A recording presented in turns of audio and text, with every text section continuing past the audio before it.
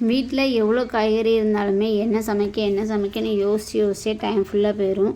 இன்றைக்கி வீட்டில் காய்கறியே சுத்தமாக இல்லை. 2 தக்காளி பழம் மட்டும்தான் இருந்துச்சு.